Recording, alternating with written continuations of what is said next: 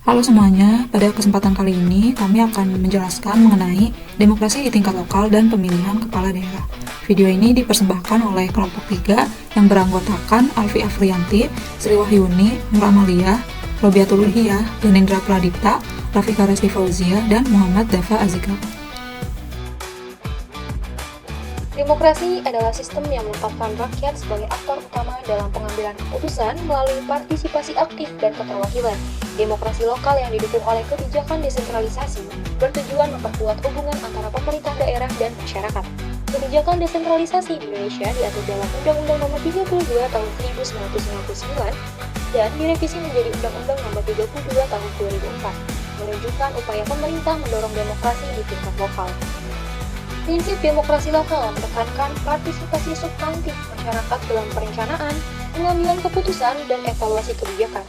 Ini memerlukan literasi demokrasi, akses informasi, serta regulasi dan konsultasi publik yang transparan. Demokrasi lokal memperkuat tata kelola pemerintah yang akuntabel dan responsif, khususnya dalam mengakomodasi keragaman Indonesia. Selain itu, demokrasi lokal mendukung peningkatan pelayanan publik untuk memenuhi kebutuhan masyarakat secara nyata. Pemilihan kepala daerah atau pilkada adalah hasil gerakan reformasi 1998 yang merepresentasikan demokrasi langsung, yang dimana menggantikan sistem otoriter sebelumnya. Pilkada bukan sekedar proses pemilihan pemimpin daerah, tapi juga sarana pemberdayaan masyarakat, memastikan partisipasi, responsivitas, dan akuntabilitas dalam pemerintahan. Sebagai momen penting demokrasi, pilkada menegaskan kedaulatan rakyat, di mana setiap individu memiliki hak setara untuk menentukan masa depan daerahnya. Proses ini menjadi ruang dialog antara rakyat dan calon pemimpin melalui visi, misi, serta aspirasi masyarakat. Pilkada juga menuntut transparansi dan integritas dari para kandidat hingga proses pemungutan suara dengan mekanisme yang adil dan bermartabat. Namun, pilkada bukan akhir dari demokrasi. Pasca pemilihan, partisipasi masyarakat tetap diperlukan untuk mengawal janji kampanye, mengawasi kebijakan, dan bersama-sama membangun daerah. Demokrasi melalui pilkada bertujuan menciptakan pemerintahan yang lebih melayani kepentingan masyarakat dan mencegah penyalahgunaan kekuasaan. Kemudian, proses dan tahapan pilkada. Persiapan dan penetapan yang dilakukan oleh Komisi Pemilihan Umum atau KPU dengan mempersiapkan seluruh instruktur administratif mulai dari pemetaan wilayah, penetapan daerah, pemilihan, hingga berbagai instrumen teknis. Yang kedua, pendaftaran dan verifikasi kandidat, yang kemudian para kandidat mampu menunjukkan rekam jejak, visi pembangunan daerah, kemampuan memahami konteks permasalahan lokalitas, dan integritas moral dan intelektual.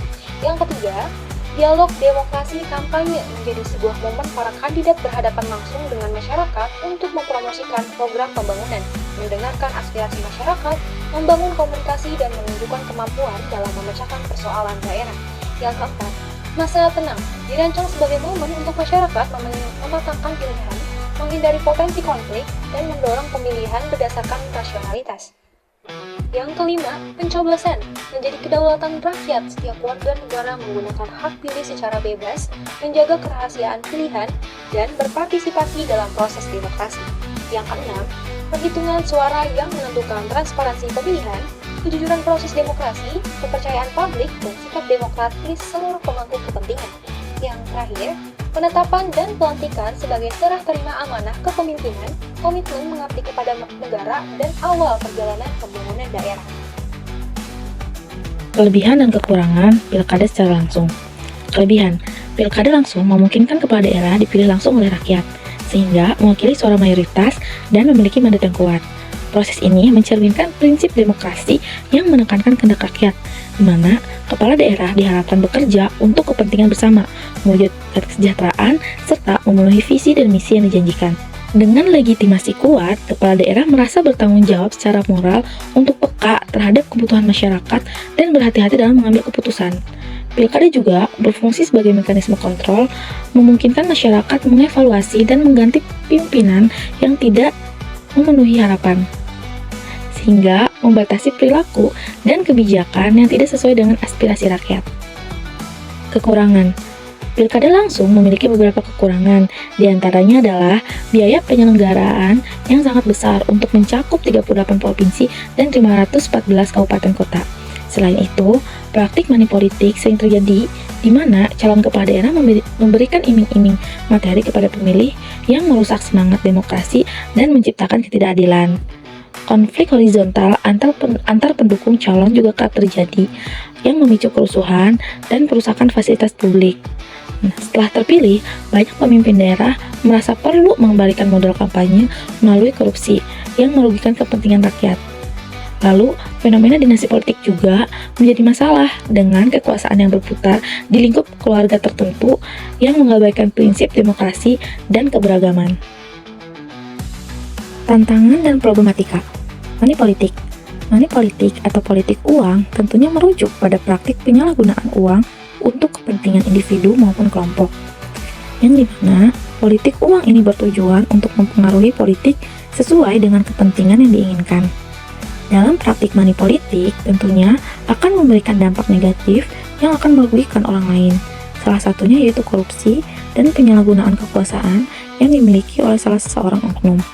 Hal itu cenderung akan mementingkan kepentingan individu atau kelompok dan terarah pada korupsi sistemik daripada kepentingan publik yang dengan semestinya bertujuan untuk menciptakan politik yang sehat. Tantangan dan problematika konflik kepentingan. Konflik kepentingan dapat terjadi ketika seorang individu atau kelompok memiliki kepentingan pribadi yang bersifat bertentangan terhadap tanggung jawab yang diemban olehnya, sehingga dalam praktiknya akan menciptakan kebijakan yang tidak adil ketika diambil oleh politisi dan tentunya lebih menguntungkan satu pihak daripada masyarakat. Pada dasarnya, konflik kepentingan tidak hanya terjadi dalam periode sekarang saja, akan tetapi konflik kepentingan di Indonesia sudah pernah terjadi dari masa ke masa, seperti konflik yang terjadi pada masa sebelum reformasi, khususnya pada era kepemimpinan Soeharto, yang dimana konflik kepentingan yang mendominasi dalam jalannya pemerintahan di Indonesia. Pada masa ini, konflik kepentingan terjadi pada pemerintahan yang menjadikan jabatan posisi dalam pemerintahan yang berpusat pada kelompok kepentingan tertentu. Pada era ini, konflik kepentingan lebih beroperasi pada wilayah-wilayah khusus atau tertentu saja, yang dimana keberadaannya sulit diangkat ke publik. Tantangan dan problematika ketimpangan representasi. Ketimpangan ini merujuk pada representasi politik yang cenderung tidak berbeda atau sama. Ketimpangan representasi dalam politik Indonesia merupakan masalah kompleks yang dipengaruhi oleh berbagai faktor, termasuk budaya patriarki, diskriminasi gender, dan sistem politik yang tidak mendukung. Meskipun ada upaya melalui kebijakan afirmatif, seperti kuota 30% untuk calon legislatif perempuan, realitas di lapangan menunjukkan bahwa keterwakilan perempuan masih jauh dari harapan. Upaya untuk meningkatkan keterwakilan perempuan harus melibatkan perubahan struktural dalam partai politik, serta pendidikan dan kampanye kesadaran publik untuk mengubah pandangan masyarakat tentang perempuan dalam politik. Padahal, upaya tersebut juga mendukung untuk mewujudkan kebijakan kesetaraan gender. Pemilihan pilkada yang memiliki dampak beragam, baik positif maupun negatif pada berbagai aspek kehidupan. Adapun dampak positif dari pilkada sendiri yaitu penguatan demokrasi lokal dengan meningkatkan legitimasi pemerintah daerah, kebebasan politik dan sistem pengawasan. 2. Konsolidasi demokrasi, yaitu dengan memperkuat budaya demokrasi, penegakan hukum dan efektivitas pemerintahan. 3. Partisipasi publik, yaitu dengan memberikan masyarakat hak untuk memilih pemimpin mereka secara langsung. Adapun dampak negatif dari pilkada sendiri yaitu 1. Biaya politik tinggi dan korupsi, memicu praktik korupsi serta manipulasi bantuan sosial dan jual beli jabatan. 2. Degradasi demokrasi, adanya calon tunggal menunjukkan manipulasi elit politik. 3. Konflik sosial dan politik menimbulkan konflik horizontal dan ketegangan akibat ketidakpuasan hasil pemilu.